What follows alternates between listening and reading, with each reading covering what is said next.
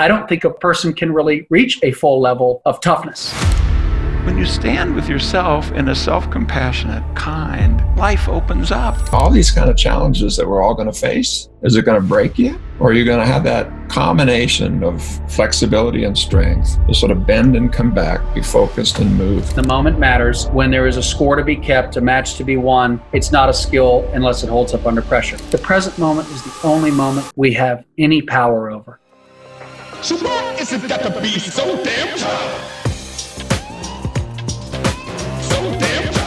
Welcome to the Toughness Podcast. My name is Paddy Steinfeld, your host, and we have two amazing individuals here, two huge influences on my own life, each in their own right. Firstly, Stephen Hayes, who is the founder, inventor, I don't even know the right word to use, Steve, but basically you developed a new approach to psychological therapy that has bled into sport and that I use significantly and a lot of practitioners use as mental performance coaches. Stephen Hayes, welcome to the show. Thanks for joining us.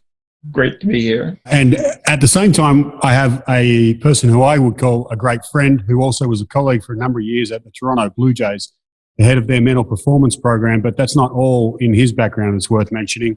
Ben himself was in charge of mental performance training for Special Operations Forces for a few years, has a military background in his family that goes a long, long way back, and so has a great understanding of the stresses that we can't even imagine in the sports world. Ben Freakley, welcome to the show. Thanks, Patty. And Dr. Hayes, always great to hang with you, brother. Yeah. A cool thing worth sharing with the audience before we jump right in is that once I finished working with Ben at the Blue Jays and we had started exploring the application of some of Stephen's work to elite athletes, the connection then happened after I'd left, where Stephen, and for those who are watching, if you've got a video on this, you'll see that Stephen actually is repping a Blue Jays t-shirt. He's come in to help consult with the team on Ben's request since then.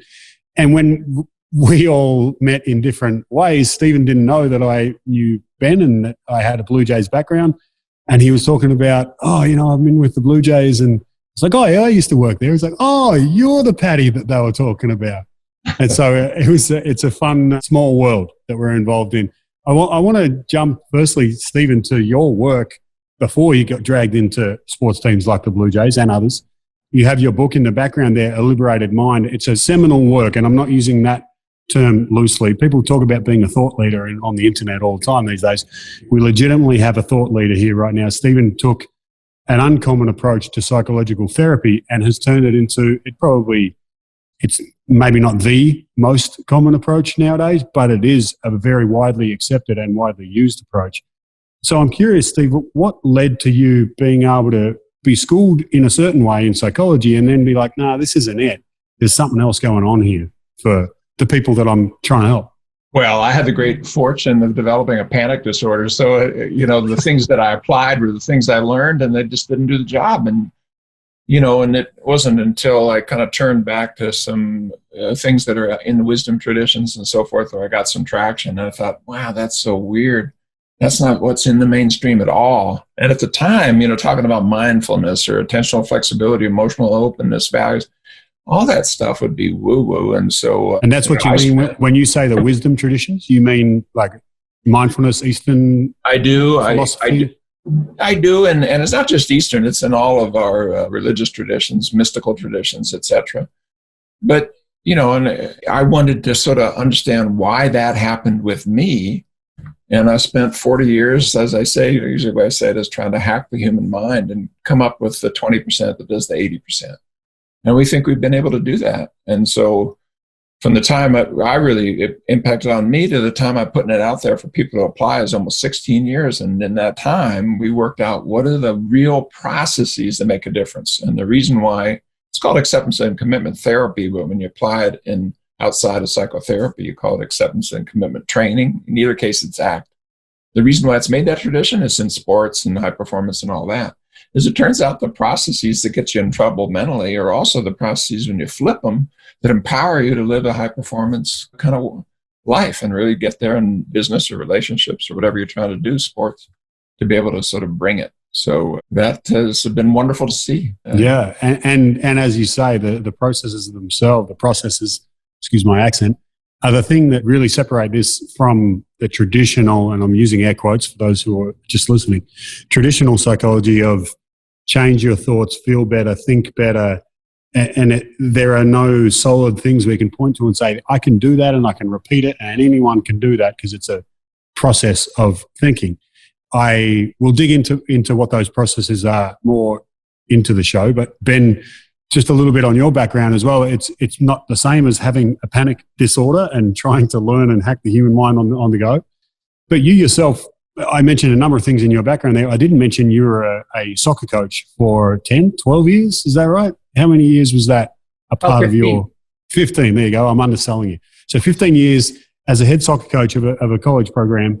And there were a number of things that were going on for you as a coach, as you've related to me over the years, that you're like, this isn't it. Like, I feel like there's something else that needs to be taught here in order for these guys to actually be able to go out and perform well on the soccer field. Is that a fair summary that tries to align with that? It's a great summary. When I think my hunger was anytime I would go to a coach education program, there's a lot of talk at the beginning on how holistic player development is technical, tactical, physical, and psychological. Well, we got lots of education around how to technically, tactically, and physically develop players.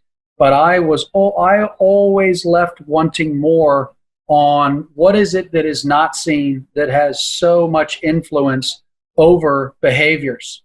So I'd say 2008 was like a defining moment for me where I was really unaware of my values as a coach. I wasn't really clear on who I really was and what I was bringing. In 2010, when I changed and went to a different university, there was a sports psych program, and I said, I'm doing this.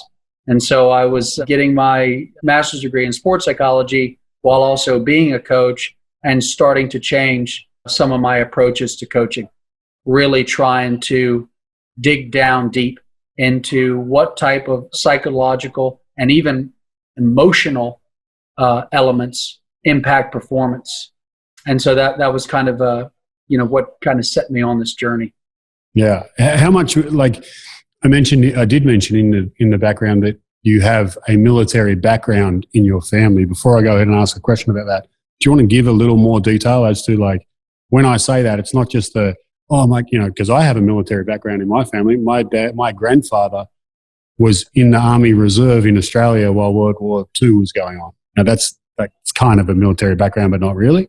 Yours is a little more serious than that. Can you give it a bit more depth on that for the audience? Yeah, well, I want to say it's a really proud part of my family, a proud tradition. Both my grandfathers served in World War II.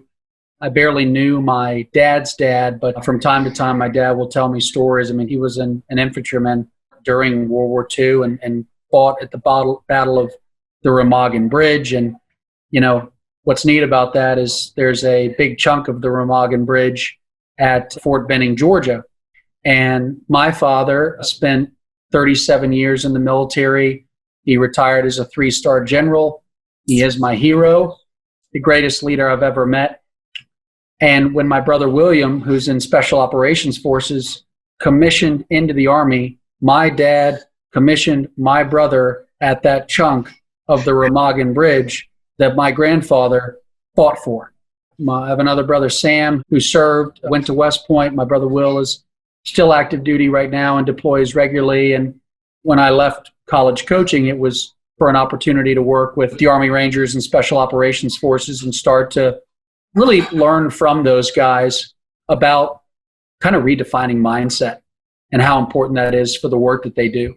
So that's kind of how that world has come together for me. And I never served. I want to make that very clear. But I have the greatest respect for those guys that do. And yeah, I'm proud of that heritage. That's a really cool story. I don't think you'd ever told me about that. Your dad commissioning your brother at that part of the bridge, and it gave me chills. And I'm sure there are some listeners who shared that experience just now. I asked you to paint that so that people knew that this is a legit connection to military history, tradition, and mindset even that you have. As a prep for this question of how much of your early coaching as a soccer coach, when you're trying to instill toughness or that mental side, as you mentioned from coaching clinics, you're trying to instill that into players, how much of that was informed by a traditional view of what toughness is from the military? And And if it was, has it evolved since then? What would you describe as toughness now? Definitely evolved. Thank God it's definitely evolved. Steve is the godfather. I know we're still looking for the right appropriate name for Steve. I'm going to say godfather of third wave therapies. And where I am now as a coach is in John Kabat-Zinn, great quote that you can't control the waves, but you can learn to surf. Steve's work is about helping people learn to surf. And in the beginning, when I was a coach, I defaulted to who had coached me. And whatever their go-to talk on toughness was, it was Bible. That was it. That was it. And I had been around one coach in particular, a Marine, who was and is a really tough dude. But this is highly individual. And taking a one-size-fits-all approach into toughness without considering life experiences like Steve's been vulnerable to share with us, I don't think a person can really reach a full level of toughness. I think the first time you and I met in person, Patty, I was talking to a group of Blue Jays players on mindset, and we called that a collection of rock-solid, non-negotiable beliefs. Well, then I learned about the work that Steve's doing, and we could define that rock-solid set into 6 researched and defined core processes that and Steve hit me with this right between the eyes the first time we got on a Zoom call, that understanding is the booby prize, meaning this has to be a philosophy and kind of a way of living. And when you adopt this and when you practice this, your ability to be there for more of your life is possible. I didn't know any of this when I was getting in. I didn't know what I was missing when I was a college coach. All my talks were about you got to be committed, or definitely don't think about that, or definitely, hey, be positive. You know, Steve and I were joking that affirmations are great as long as you don't need them. So, right. I think I saw something, one of your talks, Stephen. It might have been, it definitely wasn't your TED talk because you weren't as blunt as this in that one, but something to the effect of, those things are great until they're not. They work until they don't. And then what? And that's really where your stuff picked off. Ben, you just mentioned, or you used the term third wave therapies. And even for me, having done some study and research in the area, I didn't quite get what that meant until I read it multiple times and really contrasted previous approaches to what we are talking about now. Steve, do you want to give a little more context as to what it means as a third wave therapy? Like what are the first 2 waves? Well, the first one, these are in the evidence-based treatments, was really to try to apply principles that came from an animal learning lab. They're really great stuff, and you can do a lot with it, just rewarding and punishing and extinction and so forth. But then you got to deal with the human mind. And so the second wave was, how do you do that? And so cognitive therapy combined with behavior therapy produced cognitive behavior therapy, second wave. But the problem is some of the stuff that came in was common sense, but it turns out not to be really critical. That, for example, that you'd try to find what negative thoughts are and detect them, challenge them, dispute them, and change them. It turns out that's risky business. Sometimes works, but it doesn't work the way it's drawn up, and it puts you right on the edge of the cliff because you're now focused on what's weakest about it. You're creating new attentional neurobiological pathways to exactly where you don't want to attend. And you start fighting with it, your mind is pretty good at fighting back. I mean, there's a reason why even kids' cartoons have, Goofy on one shoulder with horns and Goofy on the other shoulder with a halo, because even little ones know that there's like these mental fights going on, and that may be the last thing you want to do, especially if you're into something where high performance, where you may have milliseconds. You don't have time to disappear into the chatter. And it produced something that I think sometimes was actually either inert or at times even harmful. And so third wave, digging down to the process, what is really going on here? And it turns out it isn't what you think or what you feel, it's how you relate to what you think and feel. And being able to sort of take that, bend, focus on the present, and in there, what are the qualities that you want to put into your next moment? What Ben, I'm sure we'll get into this, calls about living your legacy. What is the thing you want to have reflected, yes, reflected in your next little bit of behavior, and can you build habits around that? And so it is toughness, it is strength, but of a different kind. I mean, toughness doesn't mean rigidity. A rigid tree splitters with the wind, but you want to be able to have that strength to come back, but also the resilience to take those waves, to take those hits, to take the time where you're injured or you're on the bench or you're in you've had a losing streak or you got in a batting slump or something. Or, your girlfriend just dumped you or you had a scary diagnosis. Maybe there's something going on physically. All these kind of challenges that we're all going to face. Is it going to break you? Or are you going to have that combination of flexibility and strength to sort of bend and come back, be focused and move? And it turns out that's true whether you're dealing with anxiety, depression, substance use, or the challenge of physical disease, or running a company or succeeding in high-level sports performance or being in the special ops. They're pretty good evidence that some of these same processes predict how people get through a military training and click off their performance goals and move up through the hierarchy in a way that keeps them in balance and prepared to the next thing. And so it's finding its way into all these high performance areas. And I think that's a good thing for people. Yeah. I mean, you mentioned a couple of things there that I want to quickly touch on. One is the word processes, which we'll circle back to because we've said it enough now that we have to actually dig into it. But before we do that, you mentioned that the application of this work to a number of different fields. Clearly, myself and Ben from a sports performance background. There is Ben also from a special operations field, and you mentioned the application of it there. I think there was a great study, and it may have been through John Kabat-Zinn's lab a while back, but it was with Navy SEALs before they deployed to Iraq. And I mentioned this in a training exercise we did this morning, which is why I'm extremely clear on it. They did this with a group before they had deployed to Iraq, and it was optional. They didn't enforce it on anyone. But the amazing things that they found at the end of it were just really mind-blowing and did reinforce, again, the application of this work. One, better decision-making, better memory, and better task performance for those who took part in the program versus those who didn't. And even more mind-blowing was when they came back.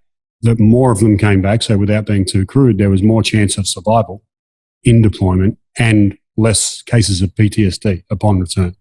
And this is all statistically proven out purely from the group that did the mindfulness-based stress reduction versus those who just went about their normal preparation for deployment. And I just wanted to reinforce that because it does speak to it's not hypothetical. This actually applies. Well, these measures of psychological flexibility, this is not woo-woo. This is how it actually predicts these trajectories. And we've done programs pre-deployment, post-deployment, and measuring during a deployment. And you can predict what the trajectories are by the psychological flexibility skills. I mean, the samurais were meditators, and there's nothing kind of woo-woo about, being able to bring the attentional flexibility into the moment as a person in the military.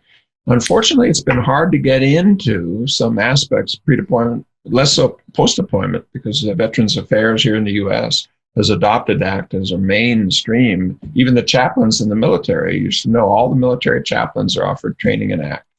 ACT, motivational interviewing and problem-solving therapy, the big three. And it's because when they came together, Joint Chiefs, et cetera, looked at it and they said, they gave the chaplains the task. What are you going to do? And they said, well, here's one that really resonates with what we're trying to do. And many of the deployed folks will go to their minister or priest or imam or whatever, rather than to shrink because you go on a list and stuff. So, but what we've shown is that PTSD, depression, anxiety, substance abuse, all of those kind of cul-de-sacs, but not just that, being able to click through your performance goals and be able to move up through the ranks and really be there for the people you work with and have that kind of emotional maturity to be a leader in a way that allows the people around you to be whole human beings and be lifted up by your leadership style. All those things are predicted by these same set of skills and processes. Right. And so, again, set of skills and processes. We're going to, for those who are sick of the teasing, using those terms without telling us what they actually are, we'll get into that. You mentioned one, and I mentioned it with the study. We've mentioned mindfulness there with samurais being great warriors. That's part of the 6 processes, right? But let's just lay them out real briefly in as few words as possible, and then we'll dig into which ones both perhaps Ben and I have found most effective for the high performers. Yeah, real quickly, you need to back up from your mind enough you can see what kind of judgmental, critical thoughts you're having and make some choices about whether or not you're going to be guided by that. You better be enough open up to what your body's doing, emotions doing, history's doing, so you have access to your thoughts, feelings, memories, bodily sensations in a way that's open and not running away from your own history. You'll be able to bring your attention fully to the present moment, inside and out. That's usually what people are talking about, especially with mindfulness training, and contemplative practice does that. But to do that from this point of consciousness that connects you in consciousness to other people, there's a person behind those eyes, and then to be able to take that attentional flexibility and focus on what's important by choice. What do you want to be about? What do you want to reveal? How do you want to be in the story that you're writing with your life's moments, and can you build habits around that? So those 6, you can chunk them as being more open, aware, and actively engaged. But and that's now we've got 3, but if you want 1, being more psychologically flexible. I really like using this as categories of training as well. And that flexibility word is an easy transition into working, particularly with athletes, dancers, any other kinesthetic-based performers, because you can say, does it help to be more flexible? Some of them might say it's not the first thing that I'll train, but yeah, it's good. It prevents injuries, and also it may give me more power on my swing or more range on my move. And so it's a really tangible example of, if you do this, here's a way you can imagine that your mind will be able to work better. And we'll circle back in a sec to metaphors, because you've really opened the door to that as well in my own practice. Ben, I was about to call you Freak. If you hear me calling him Freak during the rest of the show, it's because that's his nickname. That's the only reason. Freak. Of those 6 processes, like, which one to you is the most tangible, like, immediately rubber meets the road when you're working with an athlete, particularly or a high performer? If they're not used to doing these sort of processes, they're more used to saying, I'm just going to visualize and feel good. And you're like, let's do something a little more practical. Before I answer that, I want to go back to something that Steve said that I would say, for me, is the only thing I would hope would come across from me on this talk today. Steve called them skills. And in my world, my go-to with people that I work with is, it's not a skill unless it holds up under pressure. The reason that athletes take ground balls, the reason they throw bullpens, the reason they scrimmage in football, the reason they practice a chip shot for hours upon hours upon hours, is because when the moment matters, when there is a score to be kept, a match to be won, it's not a skill unless it holds up under pressure. Here's what we say with the mental performance department at the Blue Jays. Elite performers can skillfully regulate their attention and their emotion under pressure in any environment. That's what this is about. These 6 core skills, these psychological skills that Steve has spent a lifetime working through in his own life, the only way out is through. He went in to go out, are ones that we've put in front of Steve, and we've tried to make them accessible for our audience. We all know that the language we use with the people that we work with is everything. You want to get somebody to buy in, the language can't sound woo-woo. Steve, we have we call it cognitive diffusion. We just call that let go with a baseball player. Steve talks about acceptance. We call that composure. Our mantra for that is embrace the stuff. Stuff stands for situations, thoughts, unforeseen circumstances, feelings, and failure. Avoiding that is a surefire way that more of it is about to come in a bigger wave. This is why we have to learn to surf. I would say common knowledge is not common practice. And what I mean by that is, my number one go-to, Patty, would probably be, do you know how to land in the present moment?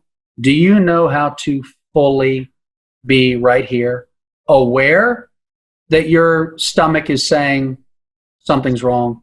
I hate what just happened, but not going internal. And Steve said it, a CBT approach where you're going into your cognitions, emotions, and sensations, debating them, exploring them, means you're not externally focused. What is my mission right now? What am I here to do? So I'd say it's, Steve, we call it contact with the present moment.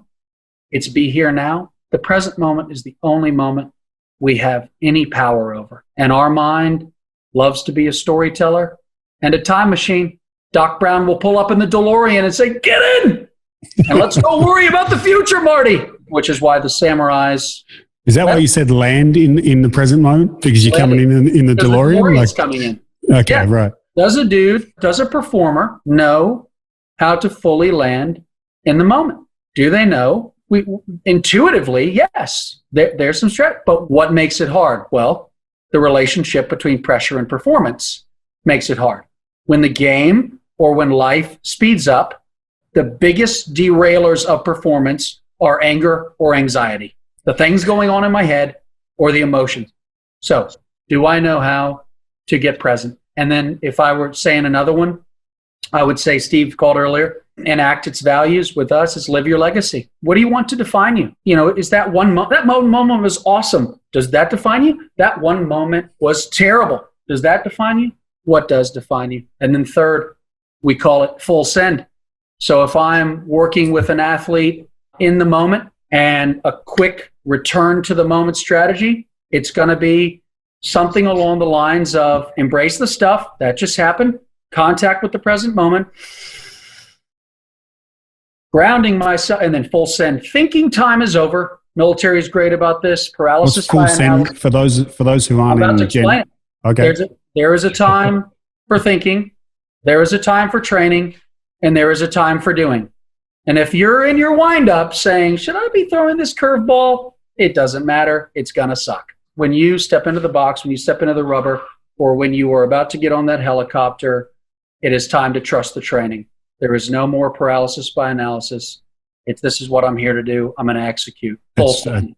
Full send. No, like as you're clicking the send button on the email, you're not like just half clicking. You're like clicking and that's that. Yeah. Steve, you mentioned offhand almost, because I'm sure you've shared this thousands of times, but for our listeners, I often, with guests, will ask them to share a sweaty palms moment, or what I call a sweaty palms moment, which is the 10 seconds before you jump. All right, I know I'm going to do this. It's almost worse if I don't do this. And I need to be fully present for me to do this properly, because I'm either cutting someone open on the surgery table, I'm about to walk out and perform a sonata in front of the Metropolitan Opera, I am stepping up on the mound in Game 7. Like, there's all sorts of circumstances that this is a moment where it's full send and I can't be anything else. But that produces physiological responses, sweaty palms being the most common. And that's often a time where people recognize how important this is, either having mastery or at the time, sometimes people talk about, I didn't have mastery and here's how it worked out. You mentioned panic disorder, which I know features early on in that book I mentioned. Is that your sweaty palms moment where you realized, all right, this isn't it for me? Or have there been other times? You also gave a great TED talk. Were you nervous before that? Oh, well, that's actually a really good moment. And thanks for the full send phrase, Ben, because I've actually used it in some trainings. And people say, what? Well, I get to look like out of, what is it, Gen Z or something. But yeah, before I did the first TEDx talk, I was going to walk down into the hell of my own history and where I hit bottom there. If you see the talk, I do a scream there, which is a kind of blood-curdling scream that happened only 3 times in my life. When I was caught in a machine at work, working in an aluminum factory, making tinfoil, and almost got chopped in half. That moment where my panic disorder spiraled me down to the point where I didn't think I had any way forward. And then the TED talk where I was going to produce it on purpose. And before I get up there, about 5 minutes before I get in front of my wife, I said, I can't do this. I cannot do this. I can't, and it's because I was going to, on purpose, it wasn't the performance thing, visit the lowest point in my whole life. I was going to walk down, and I wanted to do it not as a performance.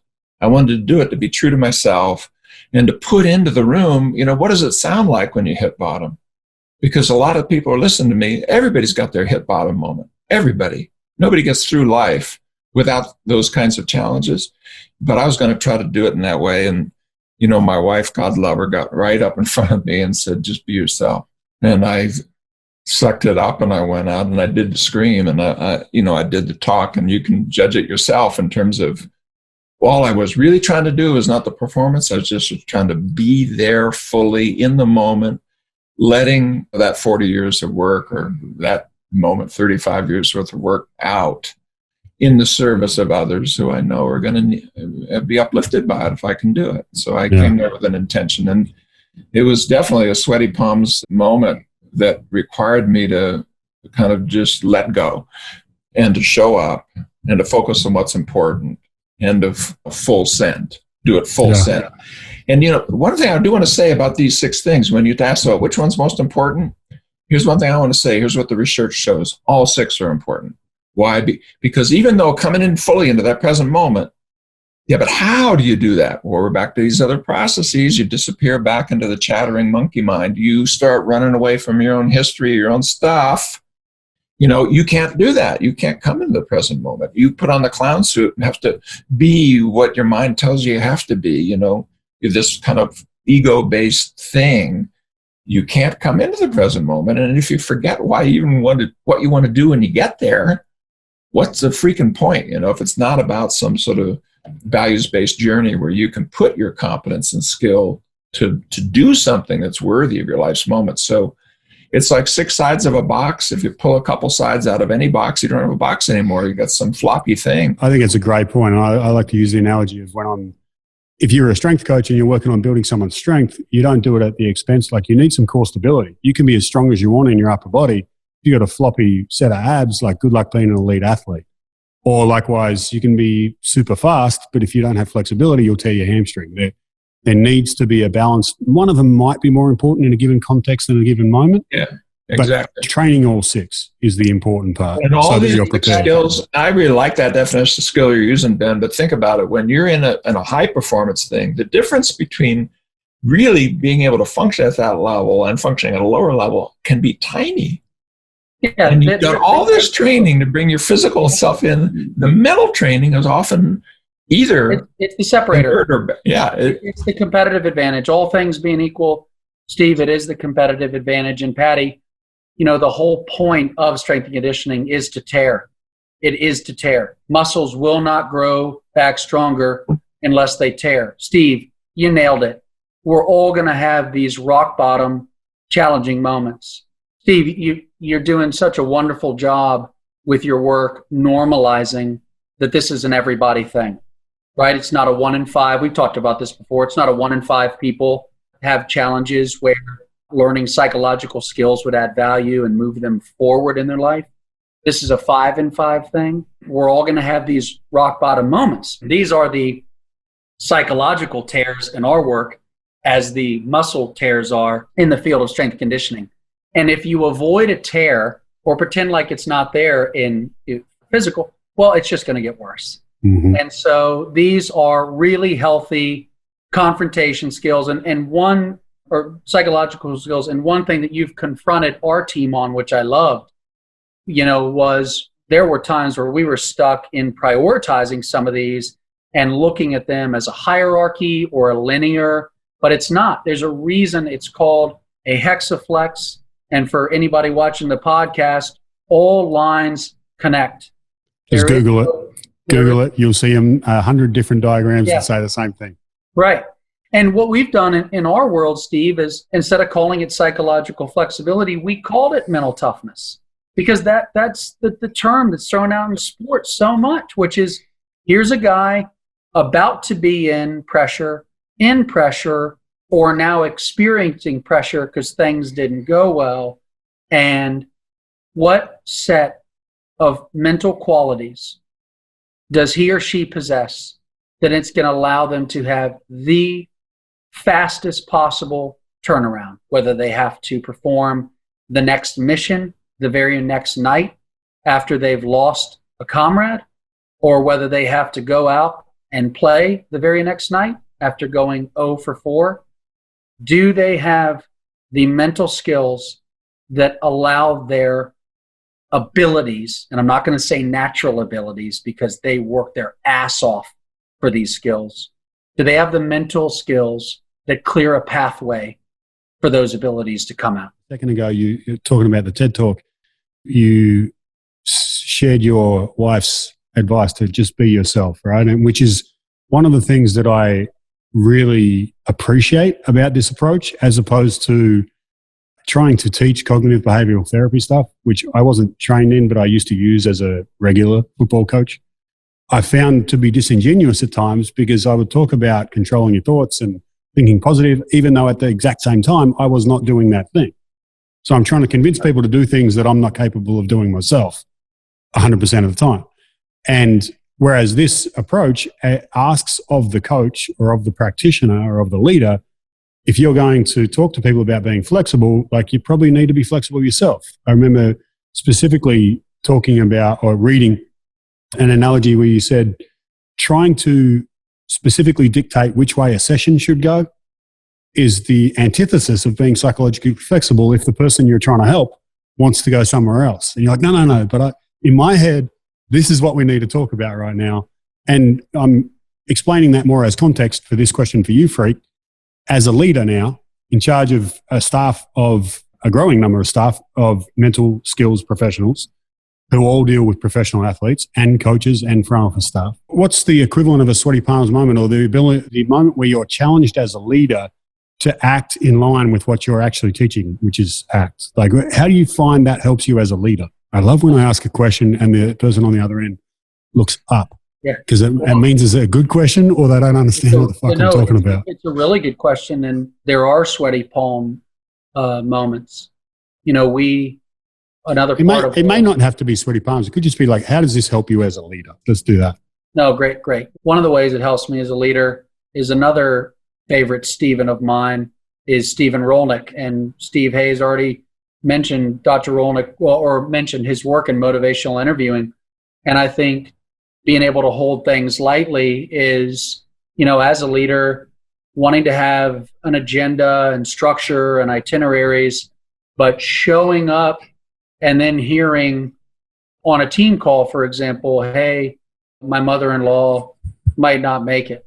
Well, that changes the call instantly, because the most pressing thing in the moment is not task orientation, which is always probably my default. What are we here to do? Let's get some stuff done. But somebody's hurting.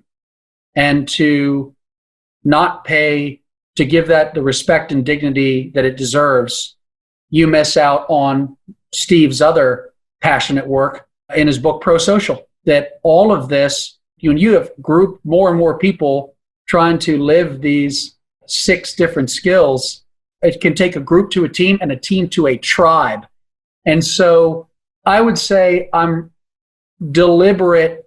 We talk about our individual values as a team, so much so that we've built out our own competency model. So in baseball loves the 5-tool player. As mental skills coaches, we said, what's a 5-tool mental skills coach? What would they need to have that makes them elite?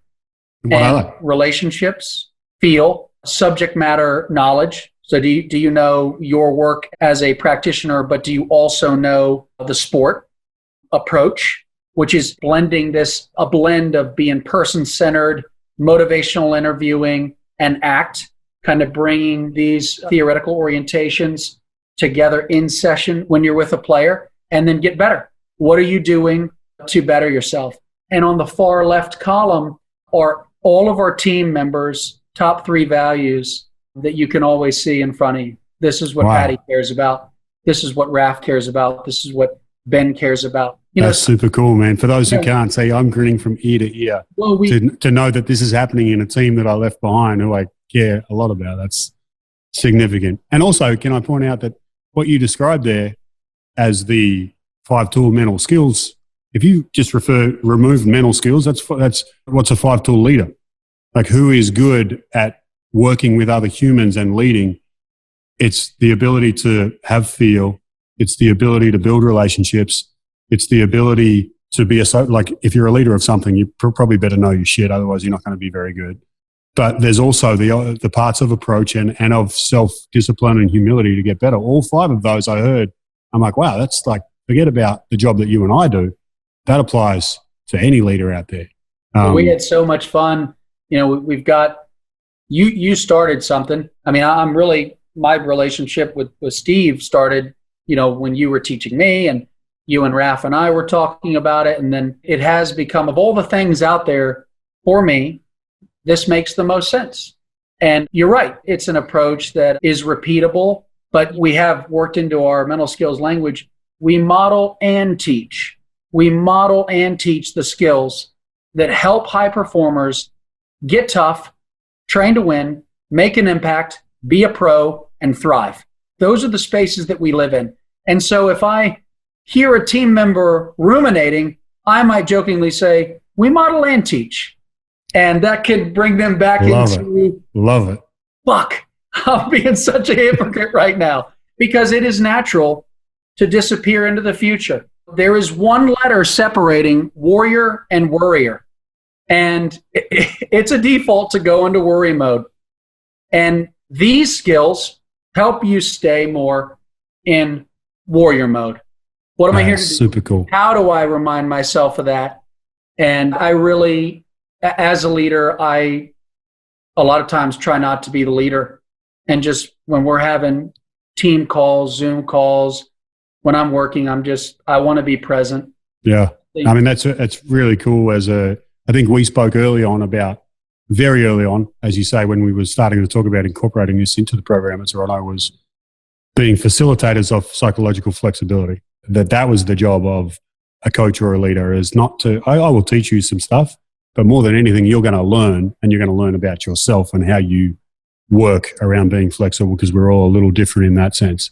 You mentioned warrior there. I love that little catchphrase. I'll probably steal it from you. Thank you for that. But it's interesting. We talked about the 6 processes, shrinking them to 3 and then shrinking them to 1 being psychological flexibility, if you're going to sum the whole thing up. And a warrior that we had on this show as a guest on another episode, who is a former Navy SEAL, was a Navy SEAL trainer who took them through BUDS for, it may have been 20 years. So he knows his shit when it comes to toughness, living it, but also trying to teach it, train it. And I asked him the question of what's toughness, and he said, very easy for me, it's psychological flexibility. And I asked him after the show, wow, you've read Stephen's work. It's like, who's Stephen Hayes? And so it's reassuring to me that, like, someone who doesn't even know your work still comes to that conclusion, having lived and breathed it for 20, 30 years, that toughness really isn't just about being tough. It's about being able to be flexible and live it, as opposed to just talk about it, but not really live it yourself. And with that, I want to try and wrap it up with, I could talk to you two forever. We have done previously, and I'm hopeful we'll do it again. But I mean, actually, specifically, Ben just mentioned there the application of this to team level dynamics rather than individual toughness. Yeah. Whole nother conversation, which I'd love to talk more at another time. But for now, I want to wrap it up with this. I always ask guests where people can find them, which we'll do at the end. But what's your hope? And specifically, Steve, because this is a lot about your work and the application of stuff that you discovered through your own scrapes and bruises, and now have taught thousands who go on to teach thousands. What do you hope to achieve with this work moving forward? Well, it goes back to the earlier part of the conversation, which is that we're all human beings, and the cul-de-sacs we get into are shared. You know, we're walking around with these secrets, but the big joke is they're all the same secrets, because everybody's living the same journey. Just the way our mind is arranged will usually sort of have us do things that are logical, sensible, reasonable, and pathological. I mean, if you just do what your mind tells you to do, you're going to get into trouble. And we don't come with an owner's manual. And so you can use Western science to kind of distill this thing down, this hack that we're talking about, these processes. There's just 6 of them. You can learn them, but there's other things you can add, and listen to the cool things that Ben's added and so forth. But then everybody's watching everybody else. You know, it isn't just the individual level, it's the team. It isn't you're just teaching, you're also modeling. So if you're not instigating, modeling, and supporting these processes, then you're not doing your full job. But the great message is, and to answer your question is, it's relevant to all of us. So you don't have to sort of like, oh, I'm just doing this, but then this horrible moment when you realize when it's your stuff, you don't do that. Man, don't ever let yourself get in that position where you have to think you're putting on a fake persona in order to help somebody. Something's wrong. That's not right. I mean, if we're really down to the level where it lifts people up, moves people forward, that includes you too. And just because you have a certain number of bars on your shoulder or a certain level on, inside baseball or whatever, doesn't mean that you're not in that same boat. So my hope is that we find a way to break down the barriers, to be more fully ourselves, to be whole and free, and all of these different roles, so that the things that you learn that lift you up, that move you forward in one domain, help lift you up and move you forward in another domain. And we're getting better and better as individuals, as communities, as families, as teams, as nations, as the world, in being able to, live a life worth living. So let's do it. And let's, all hands on deck. Let's do it. Super cool. Super cool. Freak, what about you? What's your hope as you, that's mind blowing to talk about it at a let's make the world better level, but in reality it is. Shrink it to the baseball world. I was about to thank you for making me answer after Steve. Nice job. Yeah, we'll talk offline after that. A couple things. First, Seneca said we are often more frightened than hurt, and we suffer more in imagination than in reality. That's the lesson. Most of our suffering is imagined. It's when we're worrying. It's when we're fearful. It's when we're not in these trusting, full sin states. Steve talked about being himself, being able to help people fully be themselves. There is a watershed moment in the book 12 Strong, the story of the first 12 operators that went into Afghanistan after 9/11. And one of these operators knows that he's going to be deploying any moment. He gets out of his car, and as he's walking toward his house, in his head he is saying, "Soldier, father, soldier, father, soldier, father, soldier, father, soldier, father." He puts his hand on the door and he says, "Father," and he walks in. He knows where he is about to be, and he knows where he needs to be. My hope is that people know where they need to be when they need to be there. When you're the operator, operate. When you're the husband, husband. When you're the teammate, teammate. When you're the friend. When you're exercising, fucking go all in on the exercise. We are many things. And my hope is that, if we were to only, this is the self as context, if we were to only define ourselves as one thing, we are missing all of the things that we could be.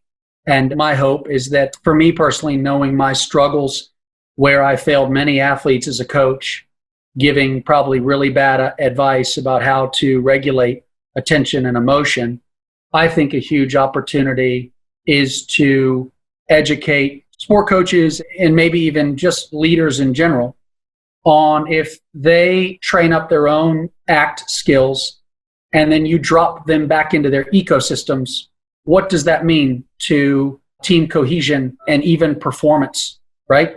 When the coach herself or himself learns how to self-regulate, knowing that if I'm worried about outcomes, then my behaviors, my speech, my messages, that's going to send messages across the team.